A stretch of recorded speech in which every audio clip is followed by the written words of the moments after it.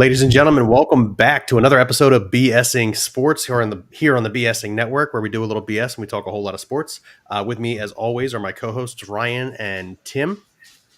Hey, Ryan. What up? Tim, it's going to look different to you guys than it does to me. And Tim is also next to me. Those of you keeping a nice, good track record of how we're doing in our predictions and our standings. Oh my God! Timmy is bringing up the rear with 166 correct, 112 wrong, and 2 ties. Ryan is second with 172 wins, 106 incorrect, and 2 ties. And I have 183 correct, 93 incorrect, and 2 ties. I said that wrong. Why are you saying it like that? I said it wrong, but it's different all 3 times. Anyway, 166, 112, and 2 for Timmy, 172, 106, and 2 for Ryan, 183, 93, and 2 for me. Going into this, we've agreed that every game will be worth 2 points in the win column, not the lose column. Every game will be worth 2 points in the win column. This is in an attempt to get Timmy an opportunity to catch Ryan. I mean, it won't happen if we pick the same game, so it don't matter. But that's why we're rotating, so who knows? Yeah, exactly. Tim, I'm just going to tell you, back that mic up just a little bit, little buddy. I know I had before you started. It always sounds different before we go live, and then we go live and it's different. Does it sound better now? I backed it up. It does, yes. Thank you very much. I appreciate you, buddy. All right, so let's just get into it, right? Let's fire away with the first game tomorrow afternoon. We got the Seahawks at 9-8 visiting the San Francisco 49ers, 13-4. This is a interdivision game, which means I think you need to touch on before we really start. All 6 of these matchups that have happened this weekend have happened during the regular season. Every single team that has faced each other, or facing each other on Wild Card Weekend is about to face each other, or they have faced each other before in the regular season. That is correct. This is a good fact. Yes. Revenge games. Maybe. Yeah. So the Seahawks-Niners are a division game, which means they played each other twice already this season. The Niners have won both matchups. I got the first pick. We did this whole wheel thing, picking who was going to pick what games first. I got the first pick in this one. The over-under is 42 points. San Francisco is favored by 9. I'm gonna give you a few things real quick. So Brock Purdy, 67% completion percentage, 152 yards per game, 13 touchdowns, 4 interceptions. These aren't numbers that jump off the page at you. However, he had 2 interceptions in the first game he played. So the 5 that he started, he's only thrown 2 interceptions in those entire games. One of those games was against the Seahawks. The score finished closer than the game actually felt. I remember discussing it when we were on the show. And I'm just nervous about the Brock Purdy situation, right? Kid's never won a championship at any level. He's never played in any kind of a big game like in college or anything like that. And then it looks like Timmy froze. And now he's going to be playing oh no, you look better now. And now he's going to be playing an NFL playoff game on one of the biggest stages in football against a division rival and a good winning coach in Pete Carroll.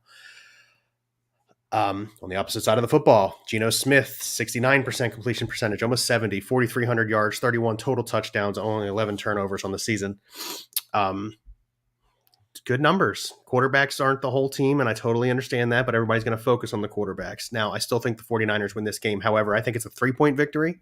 I don't think it goes over 42, but I am taking the San Francisco 49ers here to be under and only to win by 3, so not to cover.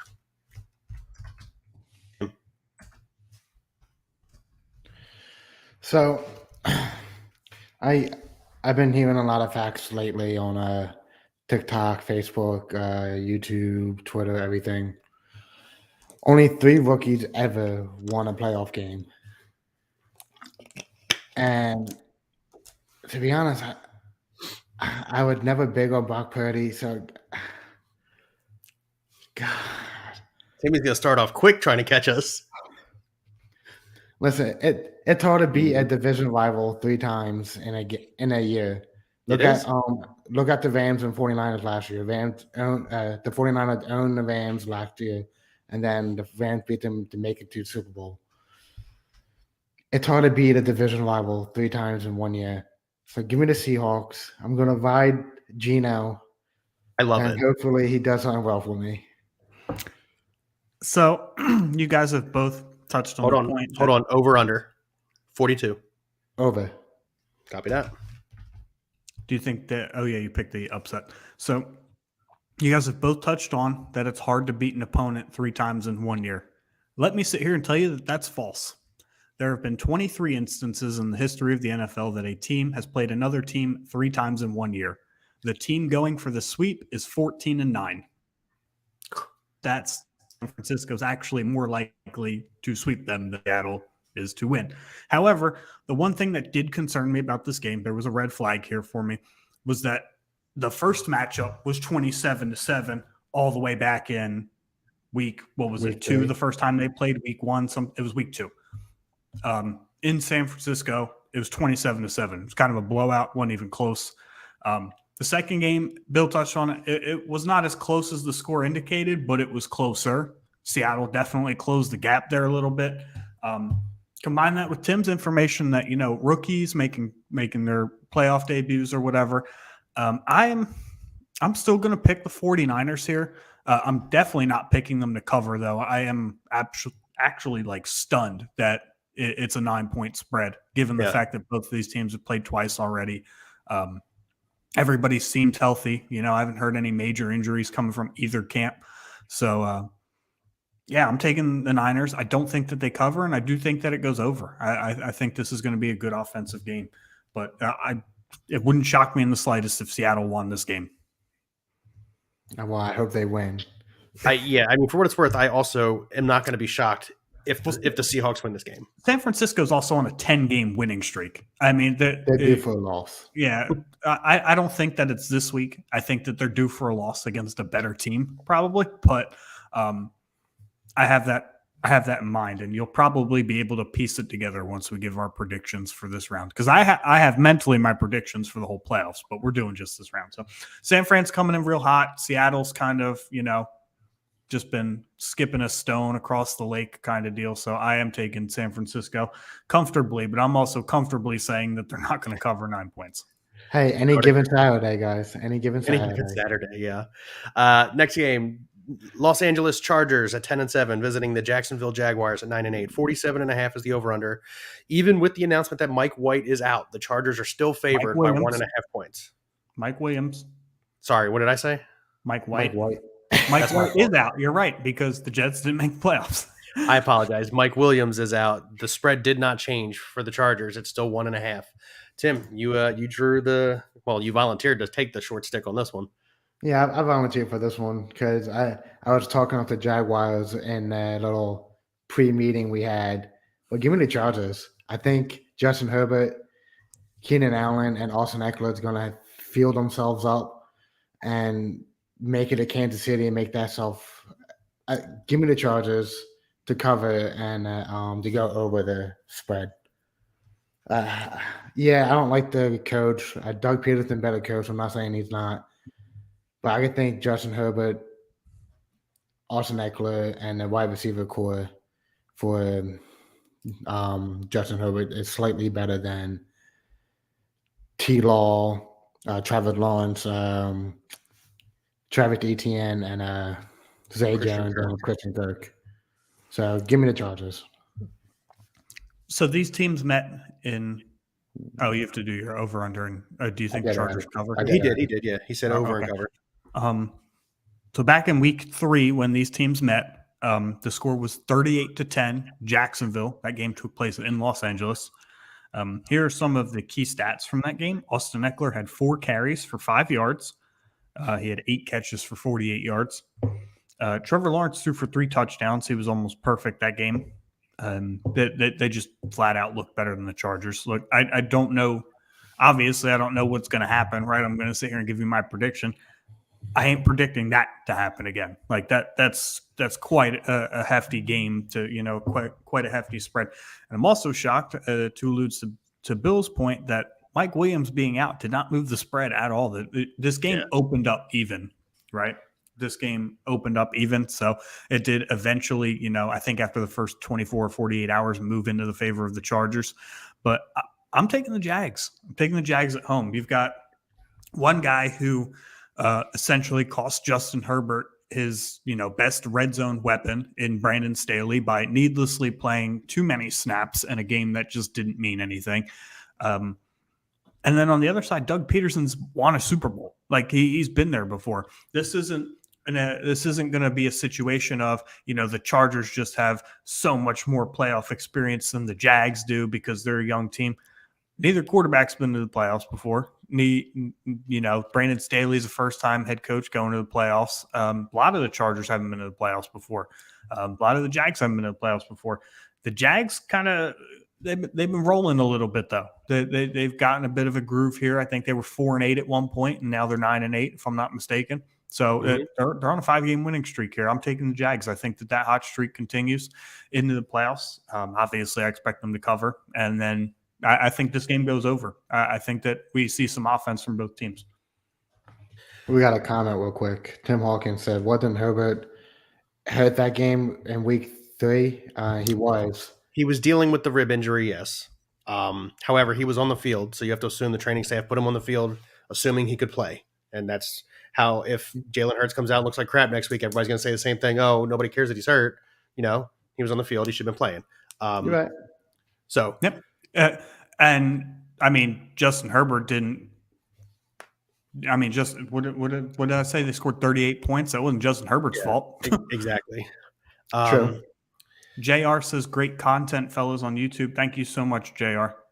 Thanks for the subscribe. Thanks for the comment. We appreciate that. Yeah. So for the biggest thing in this game, because I think the quarterback situation, Trevor Lawrence is still getting better. We always talk about how last season really can't be held against him because Urban Meyer is an absolute horrendous coach, especially for the NFL. But statistically, you're talking 20, each of them threw 25 touchdowns. Justin Herbert threw 10 interceptions. Trevor Lawrence had 8 interceptions, but he had a bigger fumbling problem. Now, the difference here is Trevor Lawrence does also have 5 rushing touchdowns. Justin Herbert only has 1. Again, dealing with the rib injury for most of the season. The yards are coaching. Sorry, and I was incompetent coaching. I was getting there. Justin Herbert throws for 600 more yards than Trevor Lawrence does.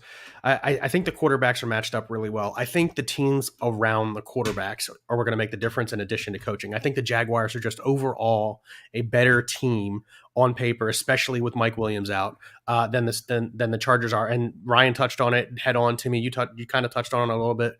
Dan Staley's not a good coach. He's not. Brandon Staley. Whatever. Doug Peterson is. So for me, them being the home team and the way the Jaguars have been putting it together lately, I'm also taking the Jags in this game. And I think it goes over 48 points. Absolutely. 100%. I think it goes over.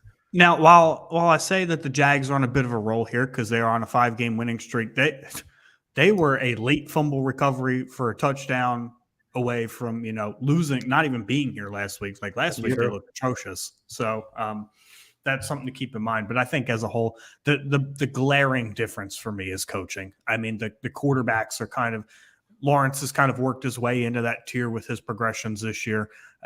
Herbert's taken about a step back, but I don't think that that's necessarily on him. I think the inconsistencies and the injuries at wide receiver with the combination of Brandon Staley being there. That, and when you look at the touchdown numbers being a little deflated, Austin Eckler's the first running back with back-to-back 20 touchdown seasons since LaDainian Tomlinson. He vultures a lot of touchdowns, so a lot of that can't really be on Herbert. But that's true.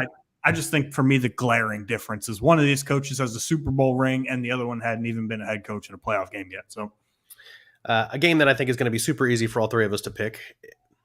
The Miami Dolphins starting Skylar Thompson at quarterback, their third string quarterback to come into the season, is a rookie. Let's keep that in mind as well. At 9-8, we'll be visiting the Bills at 13-3.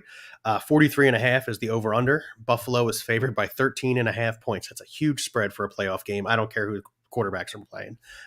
Ryan, go ahead.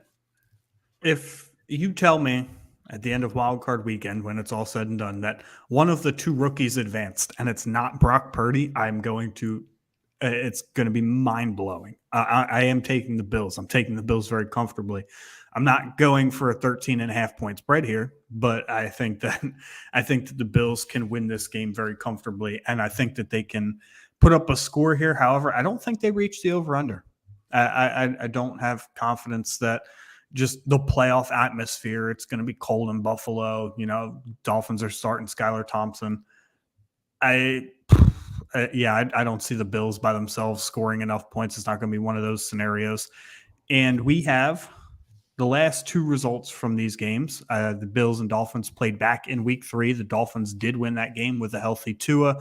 That was a different Dolphins team because they started out 8-3 and ended up 9-8. So they talk about a team limping into the playoffs. This team's been shot in both legs, and they're carrying themselves with their arms into the playoffs. And then to turn around, a much more recent outcome. Bills beat the Dolphins 32-29, again, with Tua Tagovailoa. So I just think that where the coaches were a very obviously glaring difference here, it's the quarterback play is the very obviously glaring difference here. I do think the Bills are a better team. Dolphins have played them tough this year, though. Can't deny that. I would agree with that. I'm also taking the Bills here. I also don't think they get to 44 points because I don't think they need to. I think the Bills get ahead relatively comfortably in the first half and then don't see the need to continue to pile it on in the second half. And I just don't think the Dolphins are going to be able to score effectively and efficiently enough to run the score up. I see something like that Bills-Patriots game where the Bills got up a little early and then they just ran the ball the rest of the game. Yeah. I expect something very similar to that. I don't think the Bills win by 14 points. The most I can see them winning by is 13. The spread is 13.5. Vegas feels like I'm right in that realm anyway. So I don't think they cover. But yeah, I'm still going Buffalo here. As Ryan pointed out, I don't really think I need to, keep hammering the nail on this one. As Josh Allen is obviously the superior quarterback in this matchup. Sean McDermott has been in playoffs before. Now listen, there have been times where teams have, kind of put their head down and looked past an opponent. And if Buffalo does that, Miami could steal a win here. They absolutely could. But I don't think McDermott's going to let that happen. I also think they're still riding that extremely emotional high of DeMar Hamlin and that whole situation. So I'm going to go Bills here pretty convincingly to remain under and not to cover the spread. Yeah, you guys hit everything I was going to point out. I'm taking the Bills, but I think they're going to power it on. Dominantly, saying we are better than you. So I think they're going to cover the 13.5 points. And then they're going to ride it into the AFC divisional round pretty well. The defense played better last week against the Patriots, surprisingly. Their run defense showed up. They activated a safety and someone else off the Bills IR squad this week. Yeah. Jordan Poyer, was it? Or was it Micah Hyde? Micah Hyde. It was Hyde. Poyer was activated a couple weeks ago. Yeah, I was about to say, I think Poyer's been playing. So I think the Bills win comfortably to go. And I think they go over the spread too, by the way. Okay. Another bit of an intriguing game because these two teams met just 3 weeks ago. The New York Football Giants, 9-7-1, visiting the Minnesota Vikings at 13-4. 48 is the over-under. Minnesota is favored by 3. Minnesota needed a literal last-minute 62-yard field goal to beat the Giants in their last matchup in Minnesota. It is in Minnesota again. It's my pick, so I can just continue to ramble on. Quick stats here. Daniel Jones, 3,200 yards, 23 total touchdowns, 5 interceptions. Kirk Cousins, 4,500 yards, 29 touchdowns, 14 interceptions. For me, it's the receiving core. Absolute difference-making situation here for me is Justin Jefferson, KJ Osborne, even Adam Thielen to some level, but the revival of TJ Hawkinson there in Minnesota, I just think it's going to be too long of a game for the Giants, and I see the Vikings coming out victorious again. Now, I didn't feel that way about 4 hours ago. I was looking at it, and I was convinced 4 hours ago I was taking the Giants, and then I sat down and I was looking at stats and I was looking at defensive numbers. And for me, it's the Vikings coming out of this game victorious. So give me the Vikings, give me them to not get to the 48 points and to cover the 3-point spread. Hey, Money, what's up, man? Thanks for commenting. Thanks for checking in. Yeah, man. I thought about this game all week. I was confidently saying the Giants are going to beat the Vikings too, Bill. But I'm going to go stick with my gut. Give me the Giants. I think if that defensive line can get to Kirk Cousins, they won't have that much time to throw the ball to Justin Jefferson. I remember last time it came down to a last-second field goal with Justin Jefferson on the field. So I think, and it was like a last-second fumble recovery for the Vikings too at like the 50-yard line, something like that, if I'm not mistaken. So I don't remember specifically, but you might be. I think that might have been what happened. One of the receivers got hit and the ball popped out. Yeah. So give me the Giants. I think it's go over. I think it's going to be like a 31-28 game. I think the Giants win though. Okay. So you're saying they go over the spread? Yes. Okay. I'm kind of in the same boat as Bill. Confidently all week, I was saying the Giants. Then I also did some digging, and here's an interesting stat: the Vikings at 13-4 this year have won 11 games by one score or less, which is, for those of you that don't know, if a game ends with an 8-point differential, then that's considered one score, a touchdown and a 2-point conversion. If the Hall of Famer Eli Manning was still playing, it would be the Giants all day, but he's not. So Vikings, says the great Logan Stone. Gosh, I really hate that you just said Eli Manning's a Hall of Famer, and you know that I hate you just said that.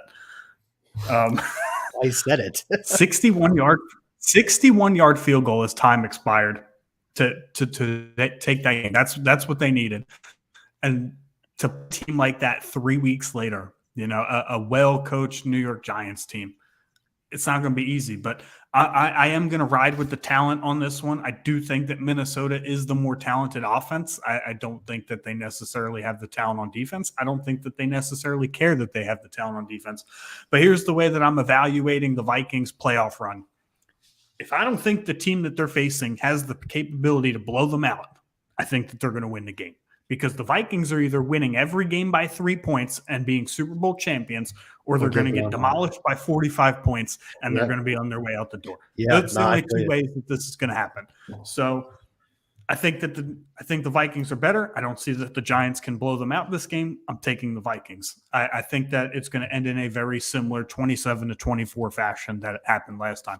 Maybe not with an epic 61-yard field goal. That would actually be kind of cool to see. But I do think that the Vikings take this game in a very close one-score game.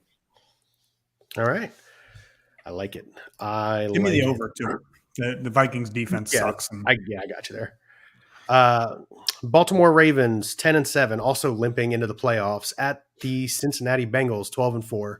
40.5 is the over-under. Cincinnati is favored by 9.5 points. As I said, the Ravens are limping into the playoffs. No Lamar Jackson. I think Tyler Huntley is playing, but from what I understand, he's not 100%. So there's something there with that. I guess Tyler Huntley is playing because the line moved to 8.5. Yes, it did. Correct. What's funny is I do these the day of, which means they move by the time we get on the show. So, but yes, Bengals are favored by 8.5. Tim, your pick. Give me Joey B, man. I thought you were going to say the Ravens, man. I was about to be like, what? Wait, you exhaled. I thought it was going Ravens too. Nah. Give me Joey B. I think that offense is too explosive for that Ravens defense to stop.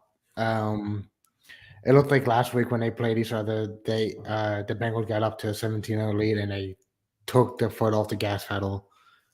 And it's not going to be like that again. They're going to keep running the score up. They don't care who you are. Get out of their house. Give me the Bengals to cover and a go over. Joey B.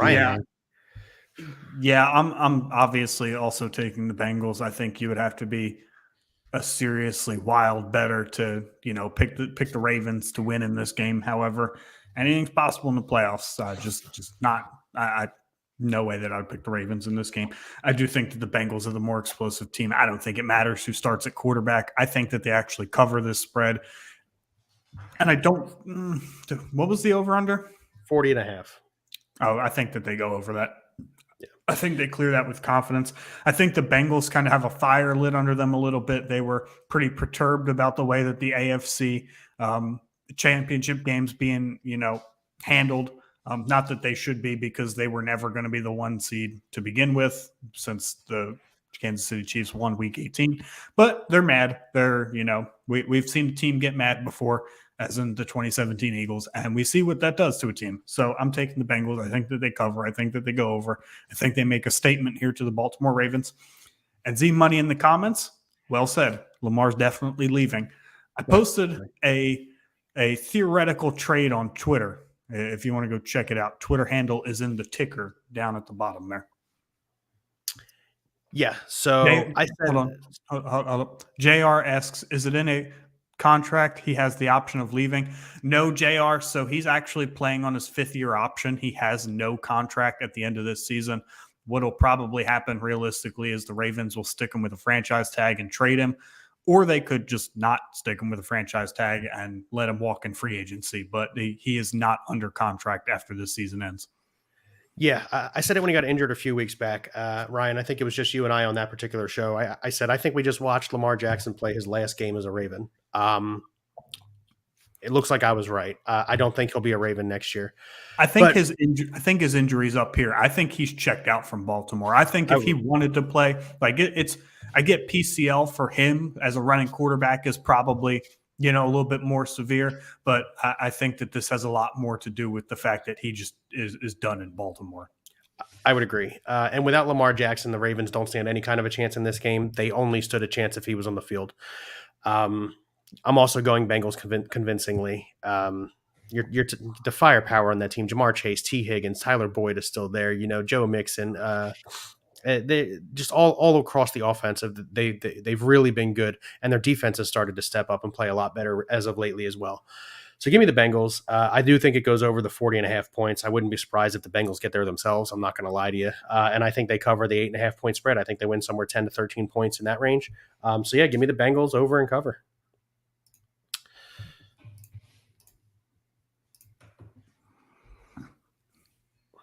Cowboys and Bucks, last one.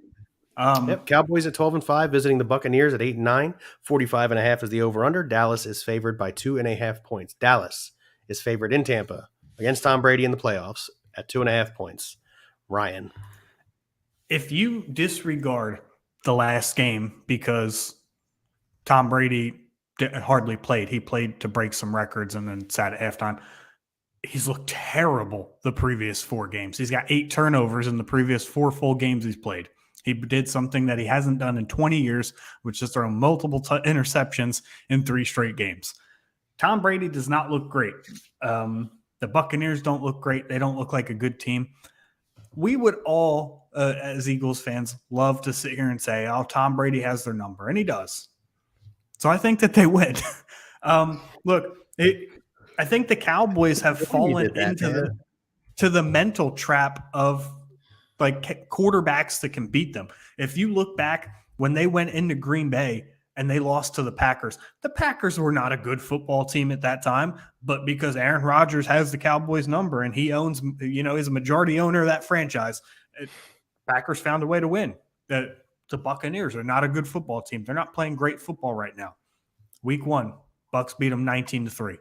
I think it's more of a matchup problem for the Cowboys. They will not be able to establish the run, as Tampa's been a top 5 run defense since Tom Brady's been there. So I think that that's going to cause them some problems. And with the way Dak is playing recently, that's an even bigger issue because if Dak continues to turn the football over, they won't beat. I wouldn't pick them against any of these teams in the playoffs. So I am taking the Bucs here. I think it's a bad combination of the Bucs can stop the run, forcing Dak to have to throw. And recently, he just has not been very good at it.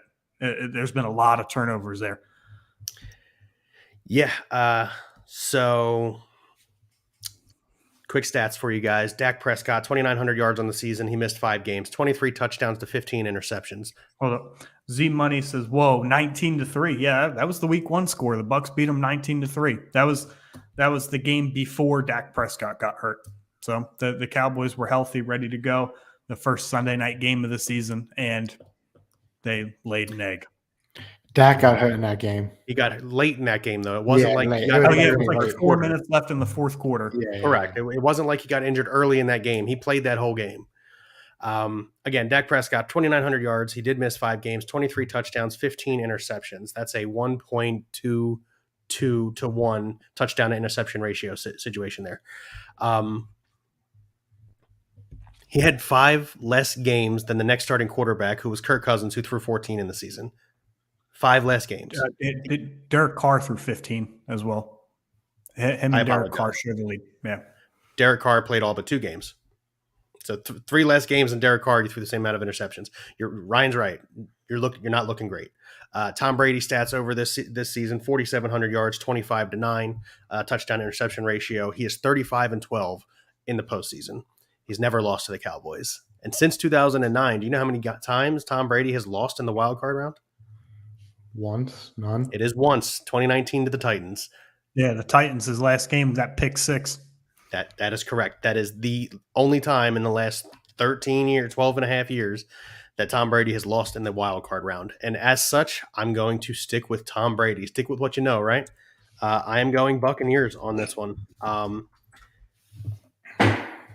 I said it for a majority of the beginning of the season, right? It's tough to go against certain quarterbacks in certain situations, and playoff Tom Brady is just tough to bet against.